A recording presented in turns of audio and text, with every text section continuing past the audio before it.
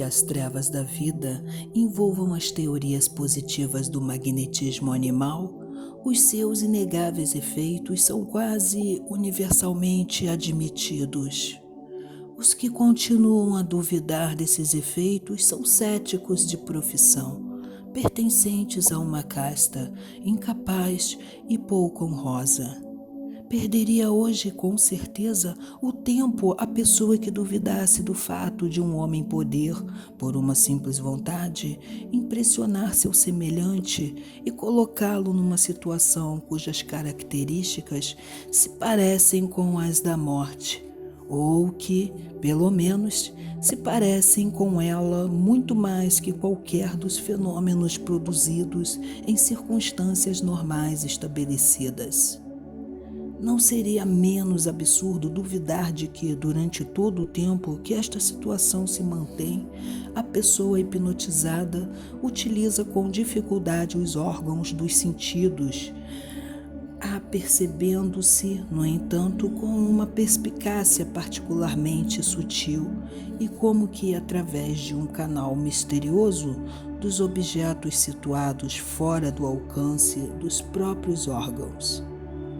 As suas faculdades intelectuais exaltam-se e se fortalecem de uma maneira sobrenatural, e sua afinidade pela pessoa que hipnotiza torna-se profunda e, finalmente, a suscetibilidade das impressões hipnóticas cresce à maneira que se tornam mais frequentes, ao mesmo tempo que os fenômenos particulares obtidos se ampliam e revelam com a mesma proporção. Seria desnecessário demonstrar os fatos diversos com os quais se define a lei geral do magnetismo animal e quais as suas características principais. Não mostrarei aos meus leitores uma demonstração tão perfeitamente inútil hoje em dia. É outro o meu propósito.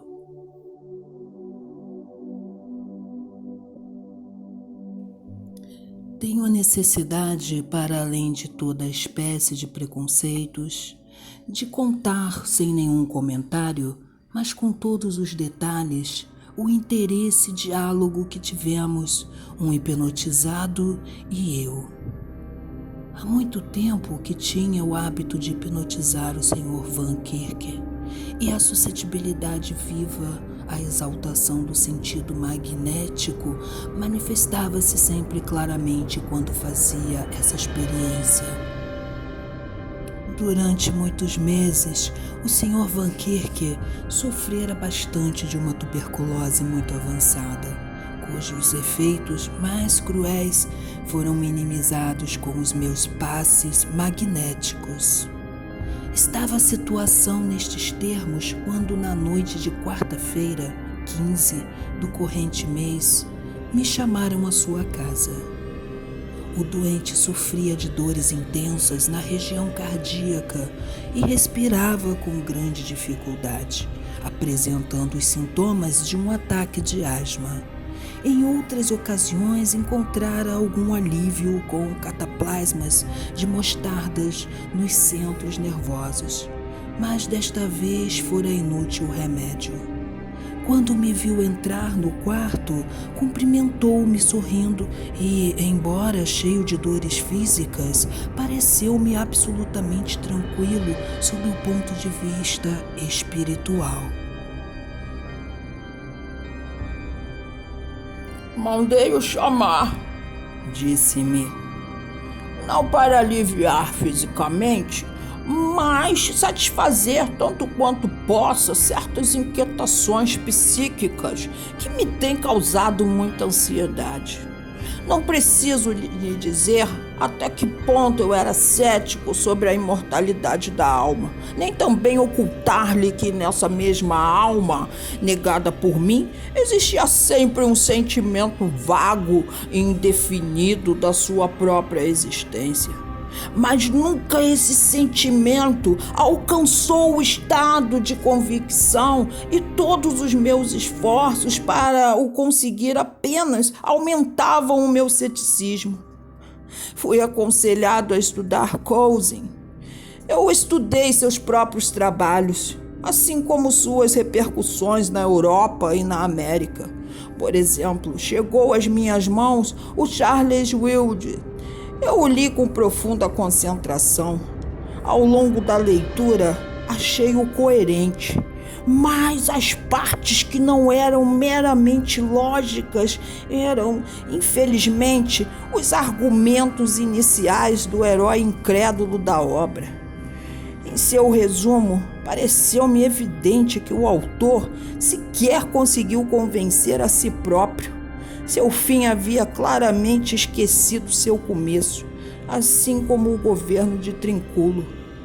Estou contando tudo isto como demonstração da minha crença de que, se o homem deve estar intelectualmente convencido da sua própria imortalidade, não será nunca em virtude das puras abstrações que de um tempo para cá constituem a monotonia dos moralistas ingleses, franceses e alemães. Essas abstrações poderão ser um recreio e até um exercício para a inteligência, mas não consegue apoderar-se por completo do espírito. Enquanto vivermos sobre a terra, a filosofia irá nos incomodar inutilmente com a sua intenção de considerar as qualidades como seres. A vontade poderá permiti-lo, mas a alma e a inteligência nunca. Insisto nisto porque senti quase sempre, mas jamais acreditei nisso intelectualmente. Tem havido em mim um aumento da perspicácia desse sentimento que alcançou a intensidade suficiente para provocar uma certa concordância da razão, a ponto de me parecer muito difícil distinguir uma da outra. Tenho o direito de atribuir sensatamente este efeito à influência hipnótica, isto é, a exaltação magnética torna-me apto para conceber um sistema de raciocínio que, durante o tempo em que estou submetido a ela, me convence, mas por causa da sua inteira subordinação ao fenômeno hipnótico, não se transmite, exceto nos seus efeitos, a minha existência normal. Durante o estado hipnótico, há simultaneidade entre o raciocínio e a conclusão, entre a causa e o efeito. Ao voltar ao estado natural, a causa desaparece e o efeito subsiste, embora muito enfraquecido. Estas considerações levam-me a pensar que poderiam obter excelentes resultados de uma série de perguntas bem dirigidas à minha inteligência em estado hipnótico. O senhor deve ter observado o profundo conhecimento de si mesmo que o hipnotizado manifesta e a amplidão de conhecimento científico que revela em tudo o que diz respeito ao estado magnético. Como resultado deste conhecimento de si próprio, se poderiam obter os dados suficientes para a redação racional de uma doutrina.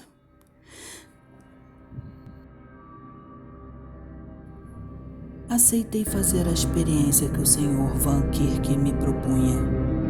Bastaram alguns passes para ele mergulhar no sono magnético.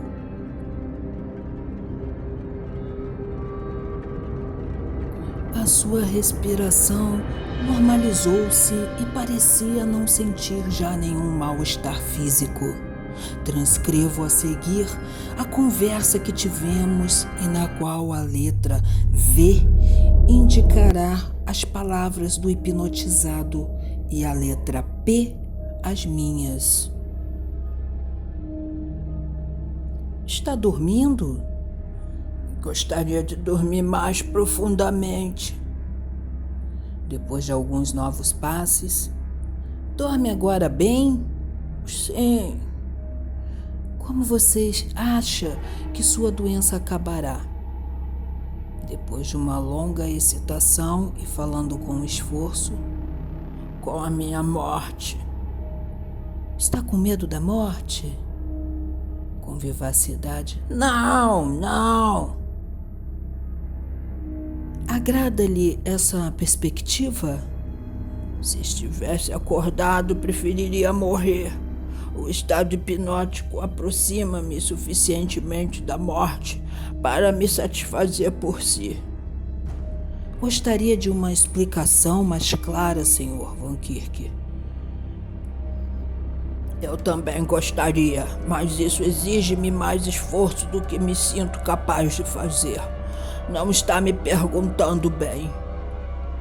Então, o que devo perguntar-lhe? Deve começar pelo princípio. O princípio? Qual é o princípio? O senhor já sabe que o princípio é Deus. Disse isto num tom suave e com sinais de mais profunda veneração. E que é Deus? Não posso dizer. Deus não é um espírito? Quando estava acordado, eu sabia o que o senhor entende por espírito, mas agora não me parece mais que uma palavra, como, por exemplo, verdade, beleza, uma qualidade, enfim. Deus é imaterial? Não há imaterialidade. O que não é matéria não é, a menos que as qualidades sejam consideradas seres. Deus é, então, material? Não! Então o que é? Depois de uma longa pausa, Vejo, mas é muito difícil dizer. Outra pausa igualmente longa. Não é espírito porque existe. Também não é matéria como o senhor pensa. Há gradações de matéria das quais o homem não tem o menor conhecimento. A mais densa arrasta a mais sutil. A mais sutil penetra a mais densa. A atmosfera, por exemplo, põe em movimento o princípio elétrico. Ao mesmo tempo, o princípio elétrico penetra a atmosfera. Estas gradações de matéria aumentam em rarefacção e em sutilidade, até que chegamos a uma matéria sem moléculas, indivisível, una. E ao chegar a isto, a lei da impulsão e da penetração modifica-se. A matéria suprema ou indivisível não só penetra os seres, como põe todos os seres em movimento. Portanto, ela é todos os seres em um, que são ela própria. Esta matéria é Deus. O que os homens tentam personificar na palavra pensamento é a matéria em movimento. Os metafísicos sustentam que toda ação se reduz a movimento e a pensamento, e que este é a origem daquele. Sim, vejo agora a confusão de ideias. O movimento é a ação do espírito, não do pensamento. A matéria indivisível, ou seja, Deus, no estado de repouso, é tal como podemos concebê-lo. O que os homens chamam espírito é esta faculdade de automovimento, equivalente à vontade humana. E na matéria indivisível, o resultado da sua unidade e da sua onipotência. Não sei como e agora vejo perfeitamente que nunca saberei. Mas a matéria indivisível, posta em movimento por uma lei ou uma qualidade contida nela, é pensante. Não poderia o senhor dar-me uma ideia mais precisa do que entende por matéria indivisível?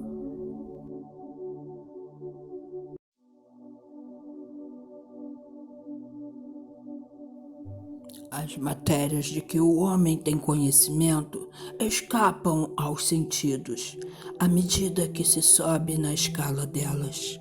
Suponhamos, por exemplo, um metal, um pedaço de madeira, uma gota de água, a atmosfera, um gás, o calor, a eletricidade, o éter luminoso. Agora chamemos a todas essas coisas matéria e compreendamos toda a matéria numa definição generalizada. Pois apesar disso, não há duas ideias mais essencialmente distintas que as que concedemos ao metal e ao éter luminoso. Se tomarmos este último, sentiremos uma tentação quase irresistível de o classificarmos como espírito ou como nada. A única consideração que nos detém é o conceito da sua constituição atômica. E, no entanto, temos necessidade de recordar a noção primitiva do átomo. Quer dizer, qualquer coisa que possui na sua infinita pequenez, tangibilidade, solidez e peso. Suprimamos a ideia de constituição atômica. Seria impossível considerar o éter como uma entidade, ou pelo menos como matéria. A falta de palavra mais adequada podemos chamar de espírito. Subamos então um grau para além do éter luminoso e imaginemos uma matéria que esteja para o éter no que diz respeito à rarefação, como o éter está para o metal. Assim, chegaremos por fim, apesar de todos os dogmas escolásticos, a uma massa única, a uma matéria indivisível. Porque se podemos admitir uma infinita pequenez nos átomos, supor uma infinita pequenez nos espaços que os separam seria absurdo. Haverá também outro ponto, um grau de rarefação em que os átomos são em número suficiente, os espaços desaparecem e a matéria será absolutamente indivisível. Mas ao renunciar da constituição atômica propriamente dita, a natureza desta massa desliza insensivelmente para a nova definição de espírito. E, no entanto, é claro que continua a ser tão matéria como antes. O que não apresenta dúvidas é que é tão impossível conceber o que é espírito como imaginar o que o não é. E quando nos exaltamos de ter encontrado este conceito, enganamos simplesmente a nossa inteligência através da consideração da matéria infinitamente rarefeita. Parece-me que há uma objeção incontestável para essa ideia da coesão absoluta. A fraquíssima resistência dos corpos celestes nas suas revoluções siderais. Resistência que existe, sem dúvida, mas em grau tão ínfimo que escapou ao conhecimento do próprio Newton. Já sabemos que a resistência dos corpos está em relação direta com a sua densidade. A absoluta coesão é a absoluta densidade. Onde não há intervalos, não pode haver passagem. Um éter absolutamente denso constituiria um obstáculo muito mais eficaz para a marcha de um planeta que um éter diamantino ou férreo. O senhor faz essa observação com uma certeza que está, pouco mais ou menos, na razão direta da sua incontestabilidade aparente. Se uma estrela marcha, que importa que passe através do éter ou que o éter a atravesse? Não há erro astronômico mais inexplicável que o que concilia o conhecido atraso dos cometas com a ideia de sua passagem através do éter.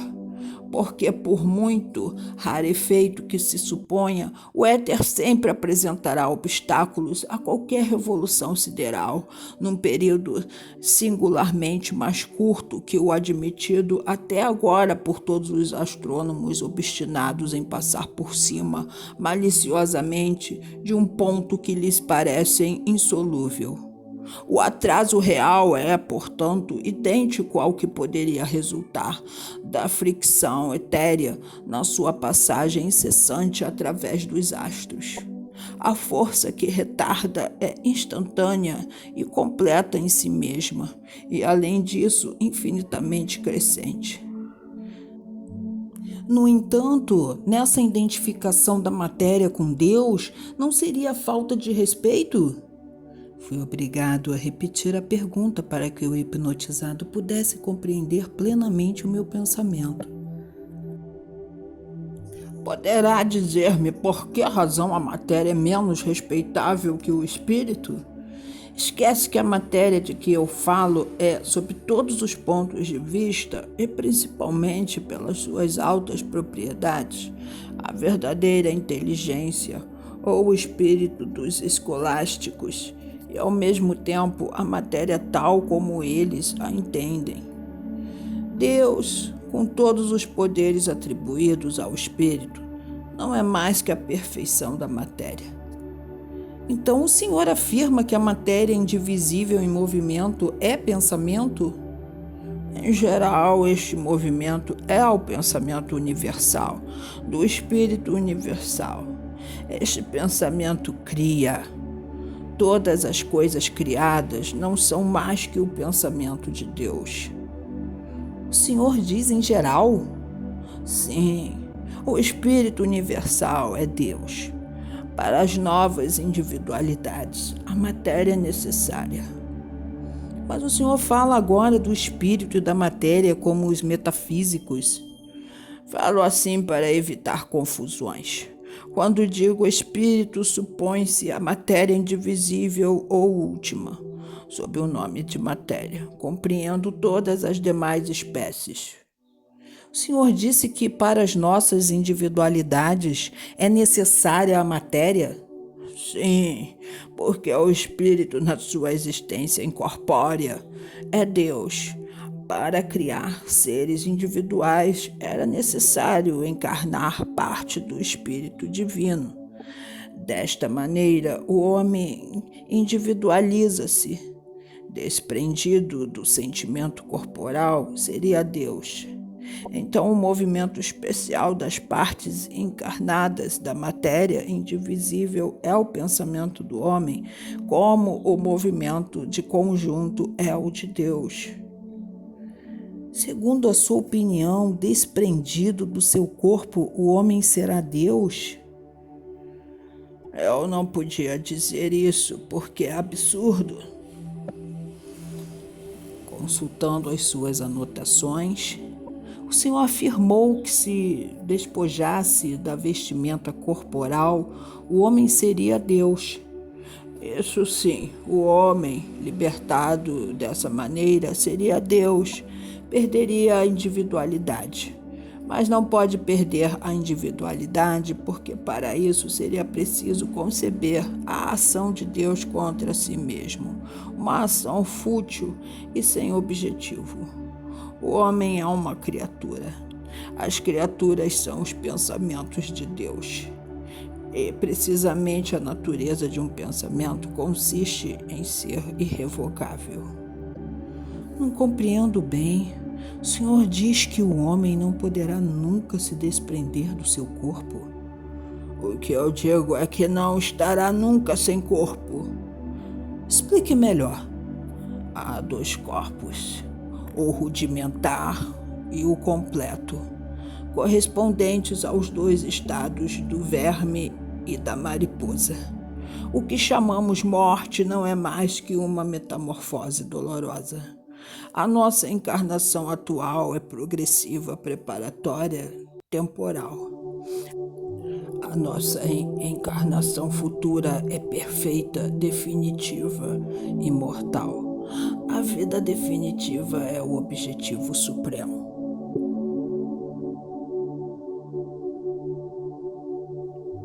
No entanto, nós temos uma noção palpável da metamorfose do verme. Nós, sim, o verme, não. A matéria de que está revestido o nosso corpo rudimentar encontra-se ao alcance dos órgãos desse mesmo corpo. Os nossos órgãos rudimentares correspondem à matéria que forma o corpo rudimentar, mas não a do corpo supremo. O corpo ulterior escapa assim à nossa sensação rudimentar e a única coisa que percebemos é a casca que cai e se separa da forma interior, mas não a forma íntima em si mesma. Porque esta forma interior, tal como a sua casca, só pode ser apreciada pelos que já conseguiram conquistar a vida ulterior. O senhor disse frequentes vezes que o estado magnético se parece de maneira singular com a morte. Por quê? Quando eu digo que se parece com a morte, deve entender que se parece com a vida ulterior. Porque durante o estado hipnótico, os sentidos da vida rudimentar descansam e posso perceber as coisas exteriores diretamente sem órgãos, por um agente que estará ao meu serviço na vida ulterior ou inorgânica. Inorgânica? Sim, os órgãos são mecanismos em virtude dos quais os indivíduos se põem em relação sensível com certas categorias e formas de matéria, com exceção de outras categorias e de outras formas. Os órgãos humanos são próprios para sua condição rudimentar, mas apenas para isso. A sua condição ulterior, sendo inorgânica, corresponde a uma compreensão infinita de todas as coisas, menos uma, que é a natureza da vontade de Deus, quer dizer, o movimento da matéria indivisível. Formar uma ideia aproximada do corpo definitivo, concebendo-o como se fora todo o cérebro. Um corpo luminoso comunica uma vibração ao éter encarregado de transmitir a luz. Esta vibração produzirá outras semelhantes na retina, as quais se comunicam ao nervo óptico. O nervo óptico leva ao cérebro e o cérebro à matéria indivisível que o penetra. O movimento desta é o pensamento de que a percepção é o seu primeiro estado vibratório. Tal é a maneira pela qual o espírito da vida rudimentar comunica com o exterior. E este mundo exterior encontra-se na vida rudimentar, limitado pela idiosincrasia dos órgãos. Mas na vida ulterior, inorgânica, o mundo exterior comunica com o corpo interior, que, conforme lhe disse, é de determinada substância com certa afinidade com o cérebro, sem outra intervenção, além de um éter infinitamente mais sutil que o luminoso.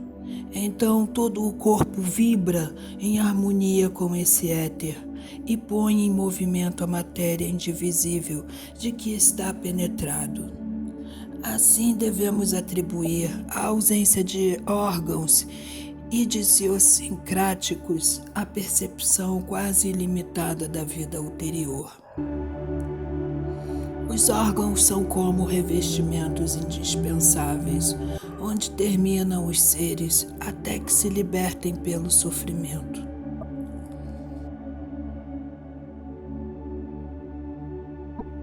O senhor fala dos seres rudimentares? Haverá por acaso outros seres rudimentares pensantes além do homem? A incalculável aglomeração de matéria sutil nas nebulosas, os planetas, os sóis e outros corpos que não são nebulosas, nem sóis nem planetas, têm como único destino servir de alimento aos órgãos idiosincráticos de uma infinidade de seres rudimentares. Mas sem esta necessidade da vida rudimentar que leva à vida definitiva, todos estes mundos não teriam existido. Cada um deles está ocupado por uma variedade diferente de criaturas orgânicas, rudimentares e pensantes. Em todas elas, os órgãos variam com as características gerais do seu habitáculo. Com a morte, essas criaturas se transformam e desfrutam a vida ulterior, a imortalidade e conhecem todos os segredos, exceto o único. Praticam todos os seus atos e movem-se em todos os sentidos apenas pela vontade. Vivem então não nos astros, que até agora nos apresentam como os únicos mundos existentes. E para nosso conforto imaginamos que foi criado o espaço, mas no próprio espaço, nesse infinito cuja imensidade efetivamente substancial absorve os astros como sombras. O senhor afirmou que, sem a necessidade da vida rudimentar, não teriam sido criados os astros. Para que serve essa necessidade? Na vida orgânica, tal como na matéria inorgânica, não há nada que possa contrariar a ação dessa lei simples e única que constitui a volição divina.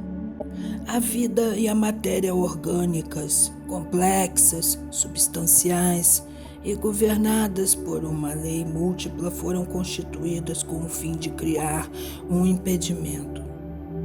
E que necessidade havia de criar esse impedimento? O resultado da lei inviolada é perfeição, justiça, felicidade negativa. O resultado da lei violada é imperfeição, injustiça, dor positiva. Graças ao obstáculo posto pelo número, a complexidade ou a substancialidade das leis da vida e da matéria orgânicas, a violação da lei chega a ser praticável de certo modo. Desta maneira, a dor que é impossível na vida inorgânica é possível na vida orgânica. E que resultado convincente se procura com essa possibilidade de criar a dor? Todas as coisas são boas ou ruins por analogia. A mais simples análise demonstrará que o prazer não é mais que o contraste da dor. O prazer positivo é uma ideia pura. Para se ser feliz até certo ponto, é necessário ter sofrido até esse mesmo ponto. Não sofrer nunca equivaleria a nunca ter sido feliz. Mas está demonstrado que na vida inorgânica a dor não pode existir. E daí a sua necessidade na vida orgânica. A dor da vida primitiva sobre a terra é a única base, a única garantia da felicidade na vida ulterior no céu. Ainda preciso compreender uma das suas expressões, a imensidade verdadeiramente substancial do infinito. Isso é devido provavelmente ao fato do Senhor não ter uma noção suficientemente genérica da expressão substância. Não devemos considerá-la como uma qualidade, mas como um sentimento. É a percepção dos seres pensantes, da apropriação da matéria pelo seu organismo. Existem muitas coisas na Terra que não seriam nada para os habitantes de Vênus, assim como há muitas coisas visíveis e tangíveis em Vênus cuja existência não podemos cultuar. Mas para os seres inorgânicos, vamos chamar de anjos, a totalidade da matéria indivisível é substância. Isto é, para eles a totalidade do que chamamos espaço é a verdadeira substancialidade. Portanto, os astros, vistos sob o ponto de vista material, escapam ao sentido angélico na mesma proporção em que a matéria indivisível escapa ao sentido orgânico sob o ponto de vista imaterial.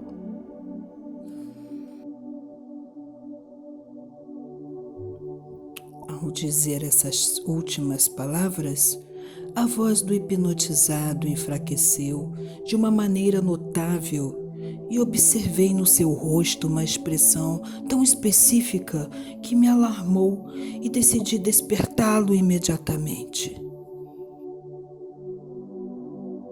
Mal acabava de despertá-lo e ele caiu sobre as almofadas e morreu sem deixar de sorrir, com um sorriso radiante que iluminava todos os seus traços. Em pouco tempo, o seu corpo adquiriu a imóvel rigidez cadavérica. A sua fronte estava fria como gelo. Talvez a última parte da sua resposta tivesse sido dita já do fundo da região das sombras.